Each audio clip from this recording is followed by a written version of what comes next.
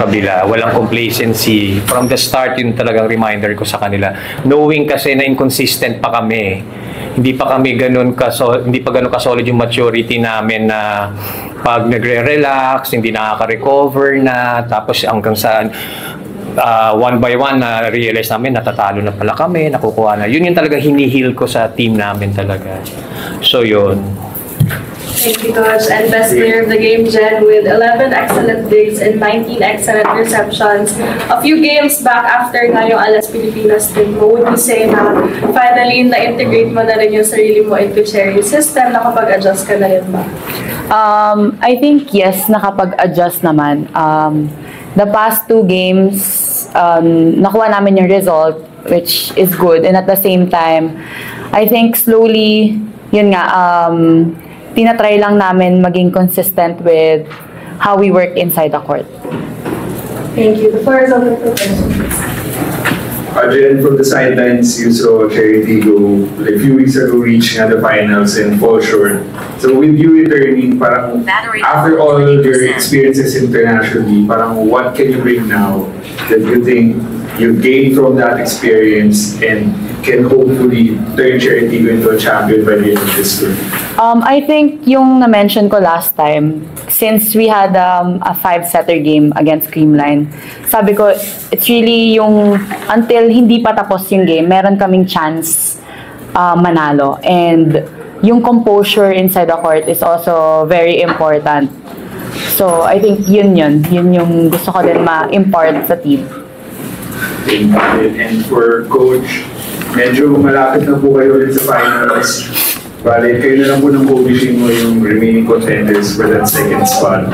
So ngayon po parang binigay niyo po yung pagiging relax. Pero sa ganitong hectic schedule na kumbaga ang dami na po nalaman ng mga players, pagod, baka may kabarin mo and everything na how do you keep the team grounded na lang po at this point na ang dami niyo na po napagdaanan sa past weeks and marami na po ulit kayo possibly? Yeah, first, physically, talagang binibigyan talaga namin sila ng time na makarecover. Tapos, we don't put aside yung mga kailangan hindi naman rehab, pero kasi may ibang players namin talaga may mini-maintain na mga ganun eh. Yun talaga yung priority namin. And then, yun nga, just the same, every day, nire-remind namin sila yung sa objective talaga, yung goal talaga ng team namin talaga. Kung saan ba namin talaga gustong mapunta ang Cherry Tigo. And since naidala na namin sila playing in the finals nung on tour. So that's another challenge for us, how to maintain yung ganong level. So that's another set of commitment uli na nandito na tayo. So we might as well, laging one notch higher ang performance natin sa kanila given na mas mataas yung pressure, mas mataas yung expectation. Kasi that will build talaga yung maturity na kailangan talaga namin. Pag sinabing maturity, nandun na nga yung nire-require namin na dapat consistent na kayo, hindi yung panalo-talo. Hindi na ganun yung goal talaga namin. So yun yung talagang tinututukan namin sa kanila. Jen, with your experience sa national team and being as a libero, does the job within this year siya for you here sa PBL or yung high expectations para sa'yo to perform better is iba na rin?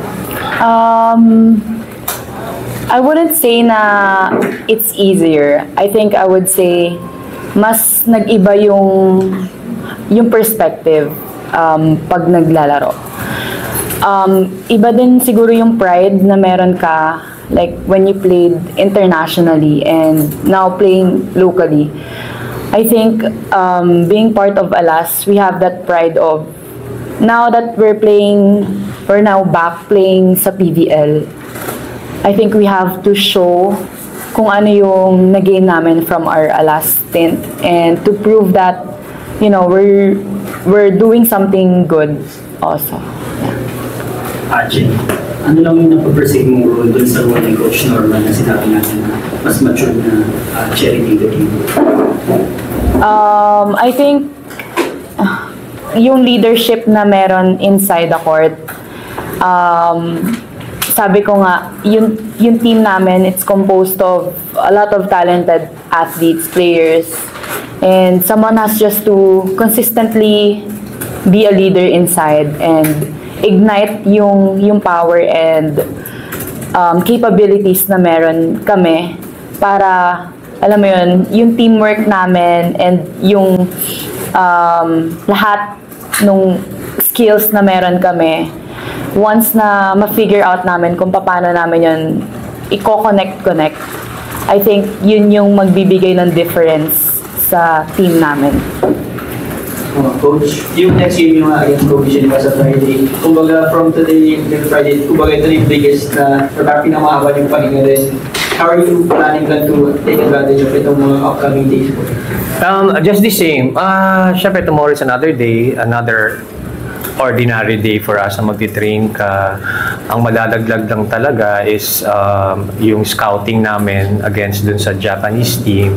Against scouting namin dun sa Japanese team na yon.